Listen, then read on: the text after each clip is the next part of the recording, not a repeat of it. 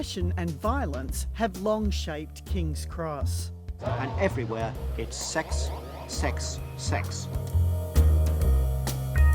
Mr Biggs have come and gone. How many times have you been shot? 4 times. Stabbed? Twice.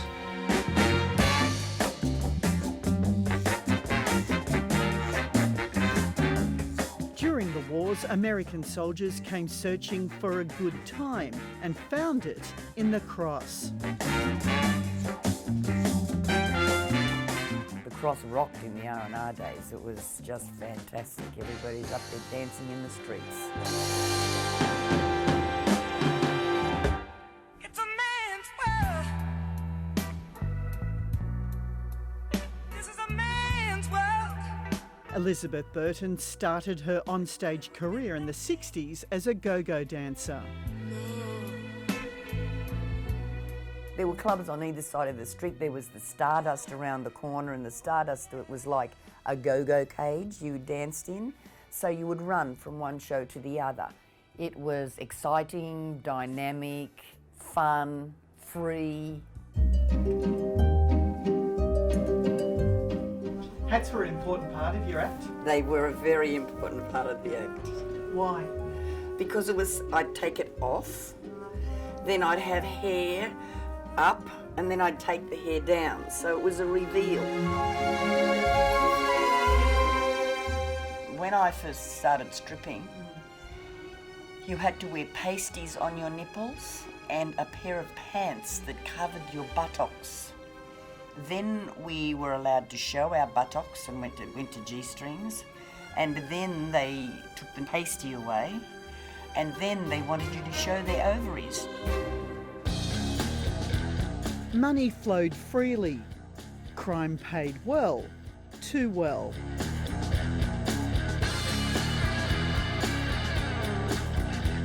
The authorities of the day declared action. It's a refrain that's been repeated time and again.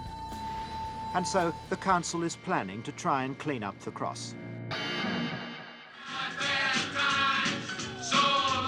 But bigger changes were coming, the first signs of digital disruption. Les Girls is the ultimate in drag, and for that reason only it has survived. It's the last real old-style night show left in the Cross. When 20 cents will buy you an instant perv in a coin-in-slot porn viewer, who needs strip? Aisha was first called Key. I saw this fountain being built from the ground up in 1967, I think. Her onstage career began at famed King's Cross nightclub Les Girls. The 60s were the best. The 60s when everything was just new, you know. We were new, like the transgender show, that was new.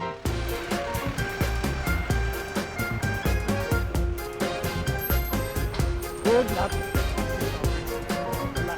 King's Cross was the place she wanted to be. Les Girls, Les Girls. They look fucking Carlotta. Shunk, shunk. I liked all that excitement of spotting the gangsters and, you know, all of that. But what was once new and only found in the Cross eventually lost its shine. I don't feel that we're as unique as we used to be, because Priscilla did a fantastic thing. It brought drag into the open, but it took away the barriers. The big shows closed, tranny bingo emerged.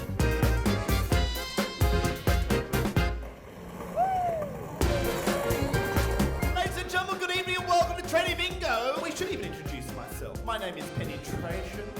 It is an absolute treat to be your Tranny Bingo hostess with the mostess and slightly more than some of you bargained for. That's Penny first name, Tration second name. Put it together, you're guaranteed a fucking good night. And my gorgeous assistant tonight, the lovely Tora Hyman, ladies and gentlemen. Lockout laws aside, bars are no longer the meeting places of old. Technology has dimmed the red light glow. We're so modern now. Back in the day, you'd have to cart in the bingo barrel, but now we just do it on the iPhone. Yeah. And it's great because I'm able to check Grindr and Scruff and... Will the cross ever come back?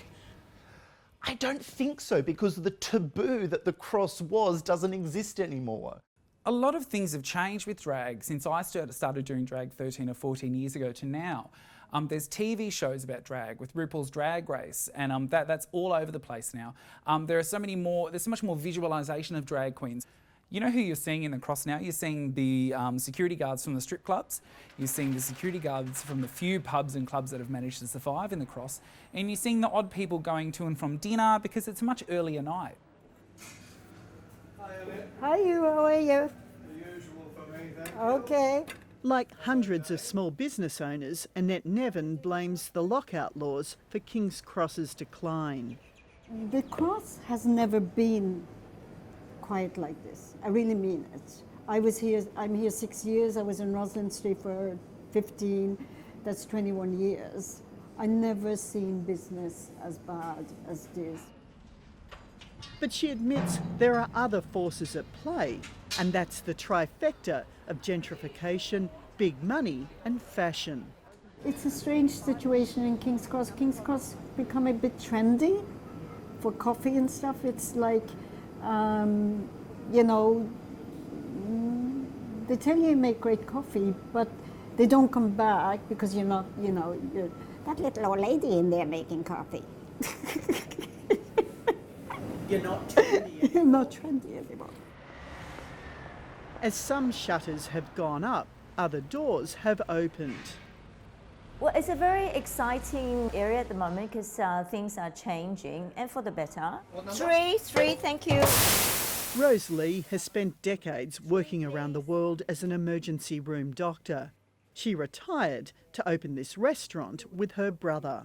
So I think King's Cross is going to be a very exciting area to live in a few years' time. There will be mainly upmarket sort of real estate and upmarket quality restaurants, and it is certainly changing. It's very exciting.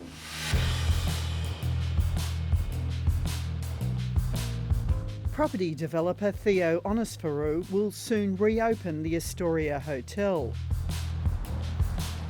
The longest running hotel in the Cross, this building was once well known to the police. When I bought it, it was the only building in New South Wales that had been declared a disorderly house by the New South Wales Police, which means that the police could enter it at any time without a search warrant. It was the only building that you could do that in, that the police could do that in New South Wales, because it had such a very colourful history. From a disorderly house, it's set to become Sydney's first Airbnb hotel. But Theo Onisferou's next development is set to raise the gentrification stakes even higher. My next development here in the suburb is I'm planning to build two terraces nearby, very near here, which I think will be worth about $15 million each when they're finished. From my point of view, the people that want to live in a $15 million terrace house will enjoy the fact that there is a diverse range of people living in this suburb. We just have to accept it as what it is now. It's not going to become Bohemia again because the Bohemians can't afford to live in this area. I don't mind the gentrification, you see, because now that I'm a retiree, I love being able to just walk around the Cross and not worry about anything anymore. You know, it's wonderful. It's lovely. Because I don't give a shit about the history and whatever those tourist buses are telling the people. I don't care. I've seen it all, you see. I've seen it.